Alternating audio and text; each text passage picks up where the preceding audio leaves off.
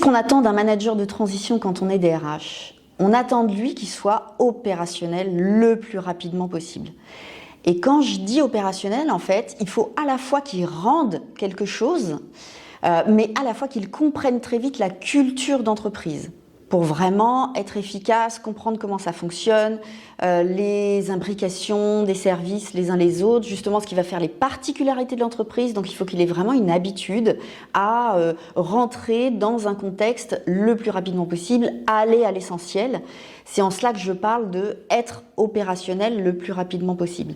Et vraiment, ce qu'on attend d'un manager de transition, c'est qu'il ne soit pas dans une posture de « je vais faire un audit pendant 2 mois, puis ensuite je vais essayer de bien comprendre l'ensemble de la société ». On n'a pas besoin que le manager de transition maîtrise parfaitement 100% du fonctionnement de l'entreprise. Ce qu'il doit, c'est bien comprendre les enjeux et justement avoir identifié les personnes avec lesquelles il faut qu'il passe le plus de temps possible et pas forcément avec les autres, pour être opérationnel, pour être efficace rapidement.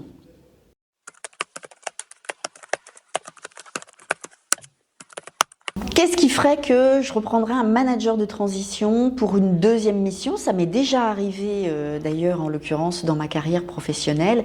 Eh bien tout simplement parce que le manager de transition aura su répondre, comprendre, répondre à la totalité des livrables qui étaient attendus et comprendre ce que l'entreprise attendait de lui.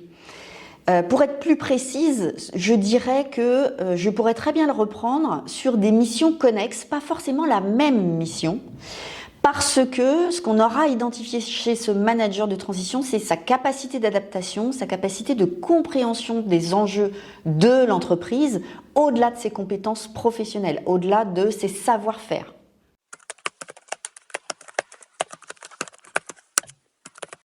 La différence entre un manager de transition et un manager en CDI, eh bien les attentes ne sont pas les mêmes. Alors sous réserve que l'entreprise y ait bien réfléchi en amont et qu'elle soit en mesure de bien expliquer la mission pour laquelle le manager de transition vient, ça va être une mission précise, formulée par 1 ou 2 verbes d'action, 1 ou 2 priorités absolues. Et c'est tout, on oublie le reste. Normalement, on n'est pas dans le quotidien. Bien sûr, on peut demander à un manager de transition de piloter des équipes, de faire du management, mais véritablement, il vient pour une mission bien précise. Par exemple, remplacer un poste vacant le temps de. C'est pas la même chose, remplacer un poste vacant le temps de. Donc encore une fois, je ne vais pas forcément passer énormément de temps à comprendre tous les tenants et les aboutissants, l'histoire de l'entreprise, etc. C'est pas ça qui m'intéresse en tant que manager de transition. Je vais aller droit au but. Si ma mission c'est attendre que quelqu'un vienne, voire peut-être le former à son arrivée, eh bien je vais vraiment me concentrer là-dessus.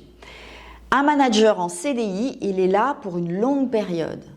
Il peut prendre le temps, il doit prendre le temps de s'imprégner de toutes les parties prenantes, de bien comprendre toutes les imbrications dans l'entreprise, versus un manager de transition qui, encore une fois, va avoir une mission bien précise. Un manager en CDI va avoir une fiche de poste avec un libellé, avec peut-être 10, 12 activités qu'on va lui demander de réaliser.